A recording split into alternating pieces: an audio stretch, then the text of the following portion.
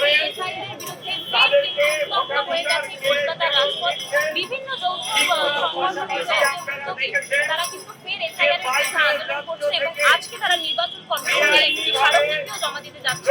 প্রতিবাদ করছেন এসআইআর এর বিরুদ্ধে। তারা কি বলছেন তাদের বক্তব্য শোনা হবে। ডিটেনশন ক্যাম্পে 91 লক্ষ মানুষকে যে নিয়ে যাবে, এই ডিটেনশন ক্যাম্প তো আমাদের ট্যাক্সের টাকায় ডিটেনশন ক্যাম্প গঠিত হচ্ছে। অতএব আমরা যে রোহিঙ্গা, আমরা যে বাংলাদেশি, তার প্রমাণ কোথায়? সুপ্রিম কোর্টের কাছে প্রশ্ন, হাইকোর্টের কাছে প্রশ্ন, জেলা জজ সাহেবদের কাছে প্রশ্ন। আগে রোহিঙ্গা বাংলাদেশি প্রমাণিত হোক, তারপর ডিটেনশন ক্যাম্প হবে।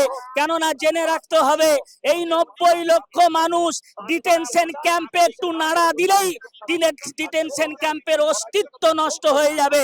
অতএব জানিয়ে রাখতে চাই, ডিটেনশন ক্যাম্পের ভয় দেখিয়ে এই বাংলার বাঙালিকে থামানো যাবে না, আমাদের লড়াই চলবে। অতএব এই যে ভোট বৈতরণী পার করার জন্য 90 লক্ষ মানুষকে ডিভোটার করানো হলো, এটা অসাংবিধানিক। এই অসাংবিধানিক নির্বাচন আমরা মানছি না। অতএব সংবিধানকে বুড়ো আঙুল দেখিয়েছে নির্বাচন কমিশন। সংবিধানের অযৌক্তিক ভাবে এইভাবে অসাংবিধানিক, অগণতান্ত্রিক, অযৌক্তিক ভাবে এই যে ডিভোটার করে দেওয়া হচ্ছে, এর জন্য আমরা তীব্র নিন্দা জানাচ্ছি।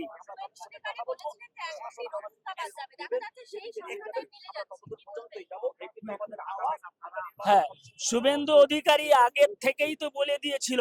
তার মানে ইলেকশন কমিশনার সঙ্গে, প্রধানমন্ত্রীর সঙ্গে, আর ওই মোটা ভাই অমিত শাহের সঙ্গে শুভেন্দু অধিকারীর এবং নির্বাচন কমিশনের কাজ সারছিল। আর ঠিক তারই কথা মতোই এই 90 লক্ষ মানুষকে আজ ডিটেনশন ক্যাম্পে যাবার মতো একটা ব্যবস্থা করে দিয়েছে। অতএব শুভেন্দু অধিকারীকে জেনে রাখতে হবে, এই বাংলার মানুষ কলার ধরে তোমাকে প্রশ্ন করবে। অতএব ভবানীপুর নন্দীগ্রামে জিতে মুখ্যমন্ত্রী হবার যে স্বপ্ন দেখছো, এই স্বপ্ন তোমার সাকার হবে না। তুমি ইঁদুরের গর্তে লুকাবার জায়গাও পাবে না। বিজেপি যদি পাঁজায় দম থাকে তাহলে সে করিয়ে দেখিয়ে দেবে। আর বাংলার জনগণের যদি ক্ষমতা থাকে, বাংলার জনগণ করে দেখিয়ে দেবে যে বাংলার জনগণ জানে বিজেপিকে কিভাবে রুখতে হয়। আর যারা ভয় দেখাচ্ছে কেন্দ্র বাহিনী, ডিটেনশন ক্যাম্পের, জেলের, তারা জানে এই ভারতবর্ষকে, এই বাংলা পথ দেখায় স্বাধীনতা। তাই এই বাঙালিকে যারা শেষ করার চক্রান্ত করছে, তাদের বিরুদ্ধে বাংলার জনগণ তৈরি হয়েছে। মোথাবাড়িতে যেই ঘটনা ঘটেছে, যেইভাবে মুফাক্কিরুল ইসলামকে অ্যারেস্ট করা হয়েছে এবং একরামুল বাগানিকে এই পুলিশ প্রশাসনের অ্যারেস্ট করেছে, এই পুলিশ প্রশাসন যেইভাবে অ্যারেস্ট করে এই বাংলার মানুষকে চমকাতে চাচ্ছে, তাদেরকে বলতে চাই, হাজার হাজার মুফাক্কিরুল ইসলাম ঘরে রয়েছে, হাজার হাজার একরামুল বাগানিও ঘরে রয়েছে। দেখবো আপনাদের জোর কত আর বাঙালির জোর কত, এই বাঙালি দেখিয়ে দেবে। এসআইআর নিয়ে আমরা শান্তিপূর্ণভাবে আন্দোলন করছি, 1 ইঞ্চি মাটি ছাড়বো না, 1 ইঞ্চি মাটি ছাড়বো না। রক্তর যতটুকু কেন্দ্রবিন্দু আমাদের শরীরে বাকি থাকবে, আমাদের এসআইআর বিরোধী আন্দোলন চলছে, আমাদের এসআইআর বিরোধী আন্দোলন চলবে যতদিন না পর্যন্ত এই অবৈধ এসআইআর কে বাতিল না করা হচ্ছে।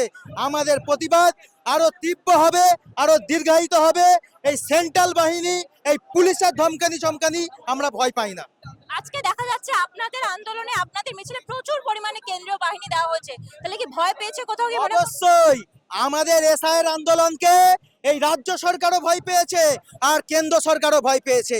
তাই কেন্দ্র বাহিনী লাগিয়ে যদি মনে করেন আমাদেরকে ঘরে ঢুকিয়ে দেবেন, তাহলে কিন্তু আপনারা মূর্খের স্বর্গে বাস করছেন। কারণ আমরা বুকে গুলি খাওয়া জাতি, আমরা পিঠে গুলি খাওয়া জাতি না। এই স্বাধীনতা সংগ্রামে হোসেন মাদানি থেকে চালু করে, আশফাকুল্লাহ থেকে চালু করে, বিনয় বাদল দীনেশ থেকে চালু করে, ভগৎ সিং থেকে চালু করে, নেতাজি সুভাষচন্দ্র বোস এই দেশের জন্য শহীদ হয়েছে। আমরাও যদি এই বাংলাকে বাঁচাতে, বাঙালিকে বাঁচাতে, বৈধ ভোটারদের বাঁচাতে যদি আমরা বুকে গুলি খেতে হয়, তো বুকে গুলি খেতে রাজি আছি। এই পুলিশ প্রশাসনে আমরা ভয় করি না। শুভেন্দু অধিকারী যেমনটা বলেছিলেন যে 1 কোটি রোহিঙ্গা বাদ যাবে, সেই সংখ্যাটাই কি কোথাও গিয়ে নির্বাচন কমিশন মিলিয়ে দিচ্ছে? অবশ্যই এই বিরোধী দলনেতা, পশ্চিমবঙ্গের যে বিরোধী দলনেতা রয়েছে বিজেপির, সেই শুভেন্দু অধিকারীর কথা মতো নির্বাচন কমিশন এই বাংলার বঙ্গ বিজেপির দালালি করছে, পরিপূর্ণভাবে দালালি করছে। তাই দালাল নির্বাচন কমিশনকে আমরা বলতে চাই, আমাদের এই আন্দোলন চলছে এবং এসআইআর বিরোধী আন্দোলন চলবে।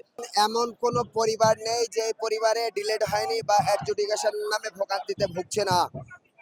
এখন একটা ফ্যামিলিতে একজন সদস্যকে ডিলেট করা মানে সেই পরিবারকে, সেই পুরো গোষ্ঠীকেই ভোগান্তির মাধ্যমে শিকার হতে হচ্ছে।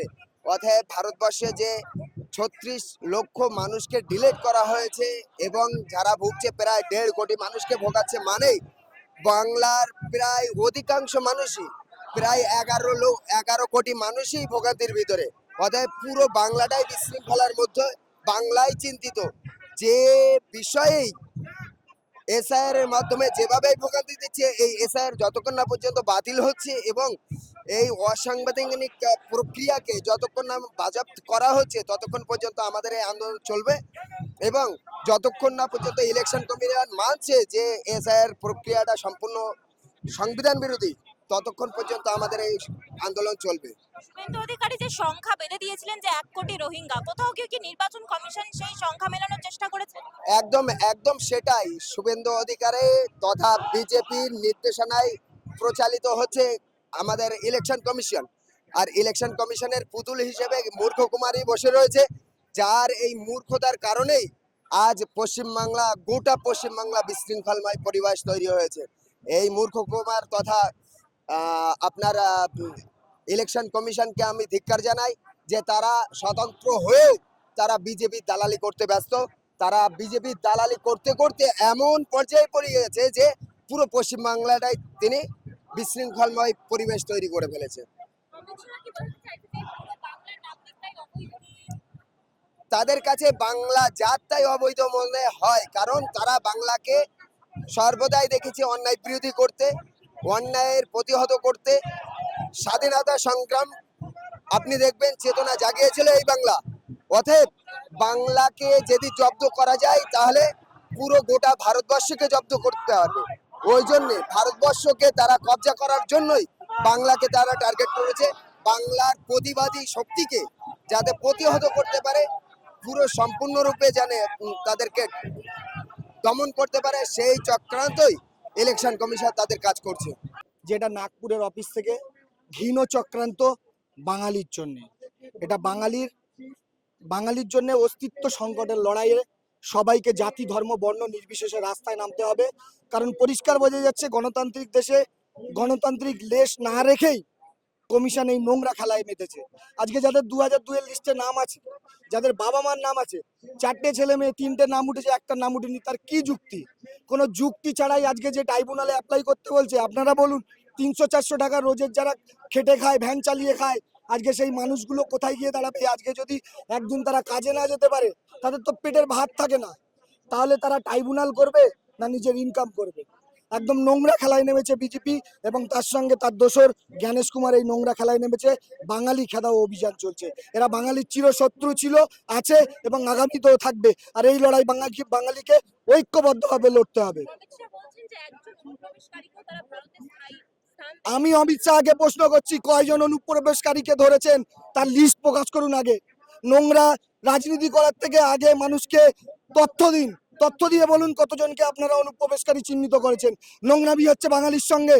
বাঙালি জাগবে যেদিন, সেদিন দিল্লির ওই সিংহাসন ভেঙে গুড়িয়ে দেবে এই বাঙালি। কারণ এই বাঙালি বিপ্লবের বাঙালি, এই বাঙালি নজরুলের বাঙালি, এই বাঙালি রবীন্দ্রনাথের বাঙালি, এই বাঙালি সুভাষচন্দ্র বোসের বাঙালি। শেষ প্রশ্নে আসলে শুভেন্দু অধিকারী যে সংখ্যাটা বেঁধে দিয়েছিলেন 1 কোটি রোহিঙ্গা, কোথাও কি সেই সংখ্যাটা মেলানো হচ্ছে?